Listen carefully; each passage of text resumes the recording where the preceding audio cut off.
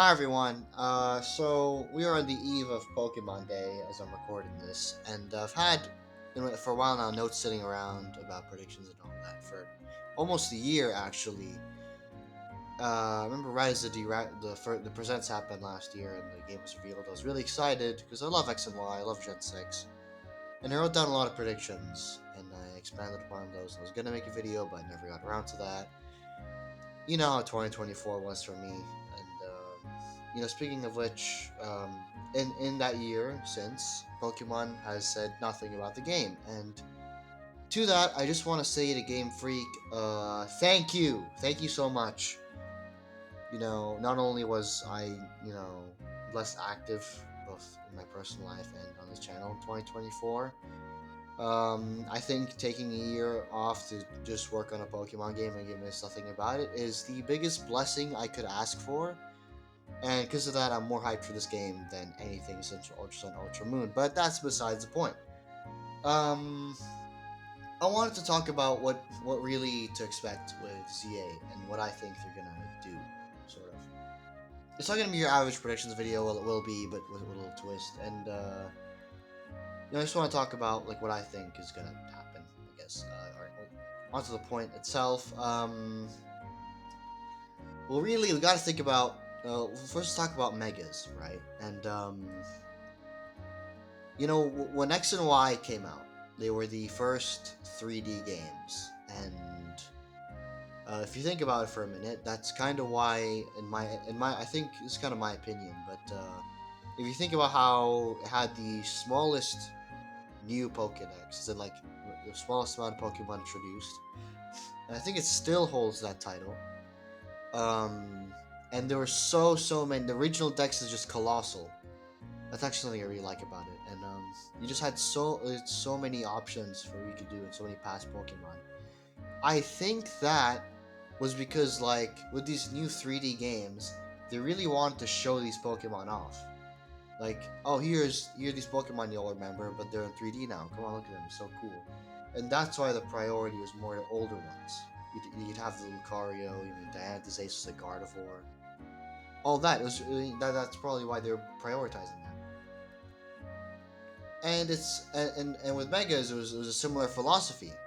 Gen 1 had a ton, Gen 2 had quite a few, Generation 3 had a lot, especially, even before Oras, but Oras had a lot of those.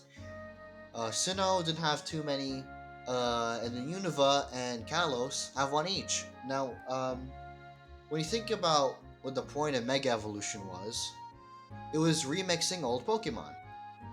And Generation 5 and 6, those would have been seen as new, right? And I mean,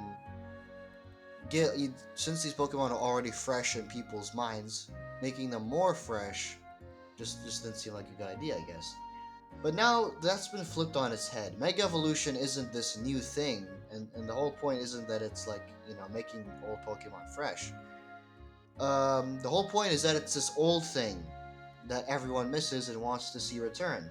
So with that in mind, I feel like they're going to approach Mega Evolution differently in terms of who they give it to, and yeah, I feel like they're going to be a lot less shy by giving it to newer Pokemon generations. I think of like the Generation 6 Pokemon that would have been unfeasible to give Mega Evolutions are now a decade old, pretty much as old as the Hoenn Pokemon were when they got theirs. So we're probably gonna get a lot of those, and I think especially we're gonna see a lot of Generation 5 Mega Evolutions because um, Game Freak probably has gotten the hints that that's still the generation to be nostalgic about. Has been for several years now, and Generation 6 to an extent. So they might emphasize those. But they could give Megas to a lot of Gen 8 or 9 Pokemon, or even 7. I actually wrote down a few ideas for Mega Evolutions, but I didn't think a lot of them through, so I'm just going to go through the ones that am the most confident about. First of all, Mega Flygon. You don't really need to elaborate on this. Of course, Flygon is getting a Mega Evolution. I mean, they know we want it, and they know they should have done it. The artist's block, I'm sure, is no longer a problem. So we're probably going to get that. But as for Gen 5, I feel like and I'm not just saying this because it was my Twitter profile picture for a year, but I feel like Leah Vanny is a shoo-in for a Mega Evolution. Now, why do I think this? Look at its Pokédex entries for the whole evolution line, to be honest. It's a fashionable Pokemon. It helps design things, and fashion designers like it in the Pokemon world. And what is Kalos all about?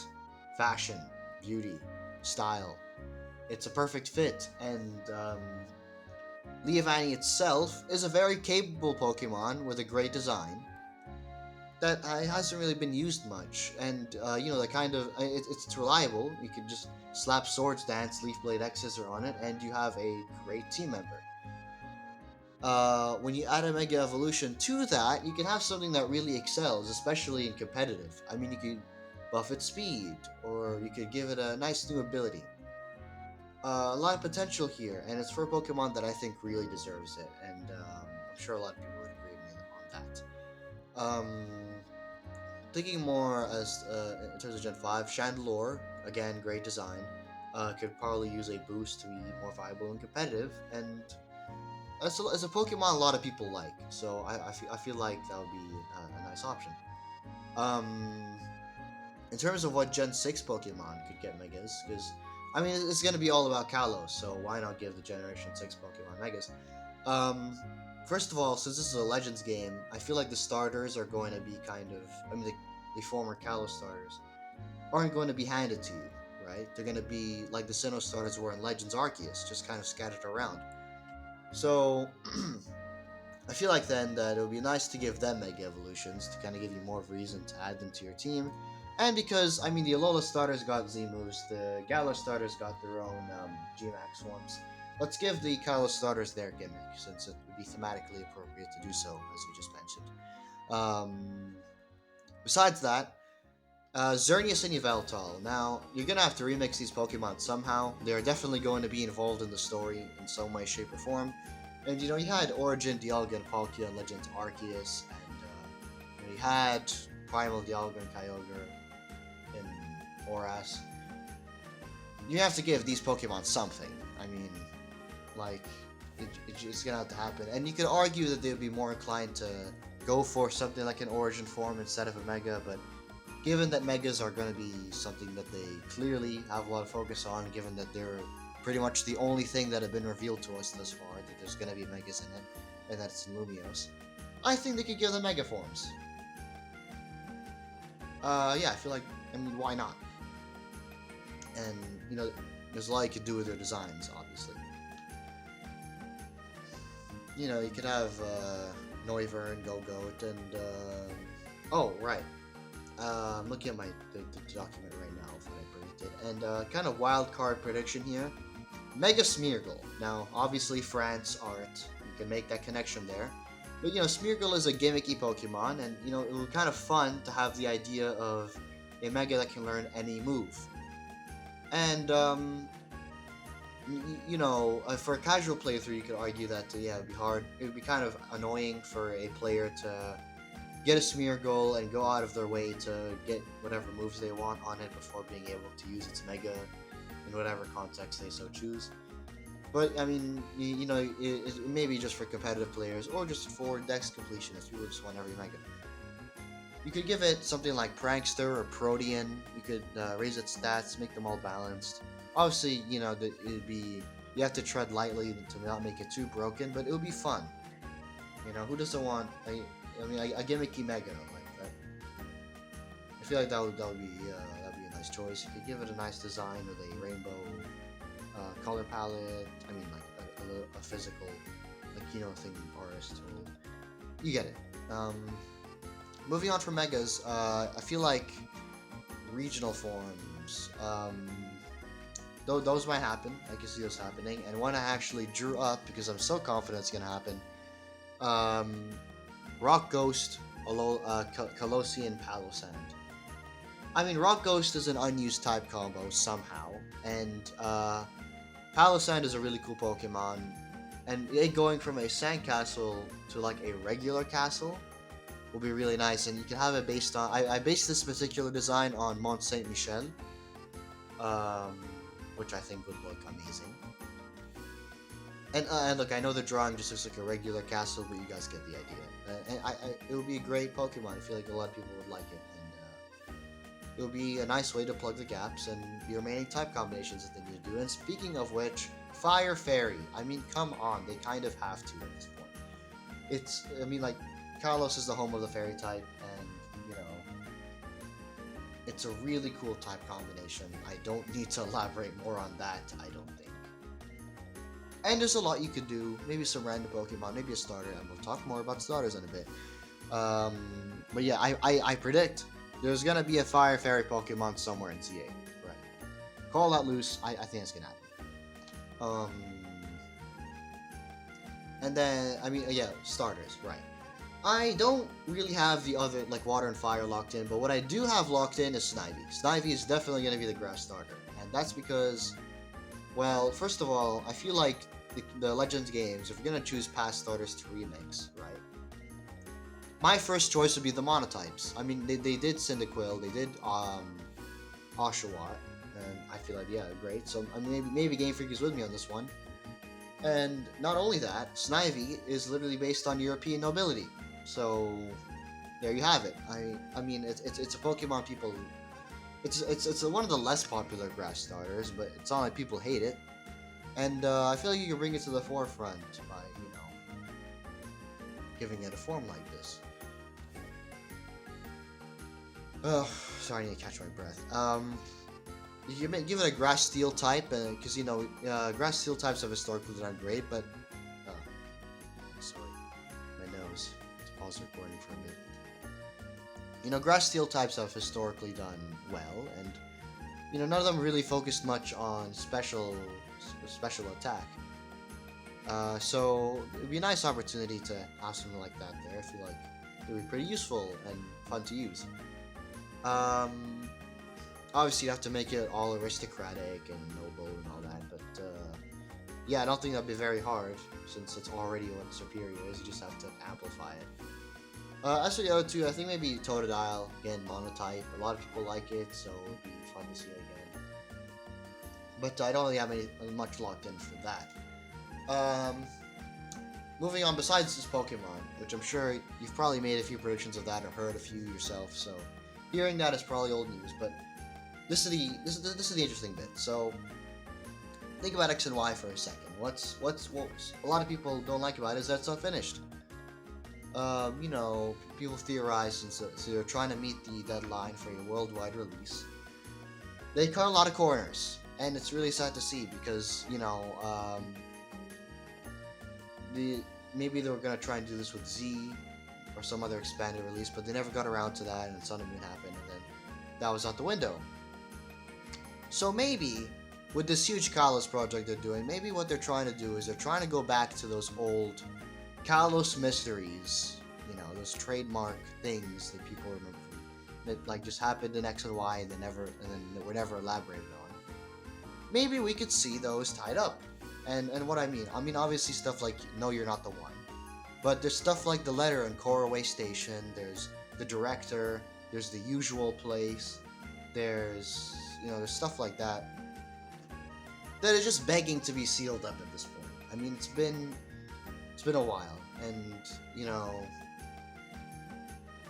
we can't just let them fester forever. And this is a golden opportunity here to just finally tie those up. Now, the only problem is that this is presumably set in the future, so it'll be hard to kind of naturally have explanations for why those things happened. Like, I don't know, maybe you could just have some old guy explain why those Go-Goat were waiting outside. Sorry, the Skidoo were waiting at the station. Similar director, but I just like to see those loose ends tied up. It'd be fun to do it, and I mean, why else would you make a Kalos game in this year? Besides just give X and Y an expansion. So I feel like they're gonna do that. And speaking of things that were added in X and Y and have just kind of been sitting there, AZ Floette. I mean, we know for a fact it's gonna be in there. No need to debate that. Maybe they'll distribute it shiny in event because I guarantee they'll shiny lock it. But I think it's gonna be free from its prison. I mean, it's had signature move, shiny form, dex entries, you name it. But ridiculously, it hasn't been, hasn't been able to it has been obtainable. So I feel like they might just finally add it in. Maybe as a major part of the story. I mean, they kind of have to. I mean, ZA is AZ backwards. And AZ Floette. I mean, I know it's called Eternal Floette, but yeah, that's definitely going to be in there. I don't even need to be talking about this much. And with that out of the way, something you guys might not have considered, but something that's been on my mind for a bit. These guys. Now, this is getting ridiculous. I mean, these guys are last seen. The Pokemon you're seeing on here have all last been seen in X and Y. Now they've been obtainable in Ultra Sun, Ultra Moon, but like catchable, just X and Y. And Furfuru, in addition to these guys, was catchable in Ultra Sun, Ultra Moon, but has been stuck on the 3DS. So you know, and you know how it is with the Switch. Because of Dexit, that just means that that means these guys haven't been accessible at all anywhere on the Nintendo Switch. And I mean, I feel like that's a bit ridiculous, especially for the Unova ones, because we just had a DLC for Scarlet and Violet where Unova was the theme, and it was like they beat you over the head with it. I mean, I didn't play the DLC, but I know that they definitely emphasized Unova a lot. It's in Unova, and they didn't put these guys in. It's like 5 Pokemon. Like, well, I mean, I'm saying 4 evolutionary lines. I don't know why I said 5, but yeah, it's long overdue at this point. Just add them in. I mean, at this point, okay. I'm just going on a tangent about how about how ridiculous it is. But assuming ZA releases in like November, it will have been like at that point it will have been 12 years since these guys were obtainable in the Pokemon game, and like 8 for Furfuru. Which is that not crazy? Like that's the time frame roughly between Fire Emblem Awakening and Fire Emblem Engage. So I mean, think of everything that happened in between then. And I mean, you think like 2013 to now, all that has happened, and these guys have not been obtainable once. I feel it's time to let them free from their prisons. And I mean, yeah, it's just. Besides that, I mean, I guess I mean I correctly predicted for BDSP what event they would give out. Honestly, like, what early purchase bonus do I think ZA will have? I mean, since they're doing megas, I feel like if they just introduce some new ones, they could probably just hand you a shiny version of whatever new megas released, like they did with Beldum. I mean, I don't know who would complain about that. And that would definitely be more interesting than the freaking Pikachu they gave out for Scarlet and Violet. And I mean, yeah, it was embarrassing. Why the hell? But besides that, obviously, I mean, also since Pokemon Home's been doing this recently, you're probably gonna get the shiny Kalos Mythicals if you complete the decks and add all of them in home. And the regular ones will probably be in the game themselves, just like the Sinnoh ones were. And I'm happy that's a thing.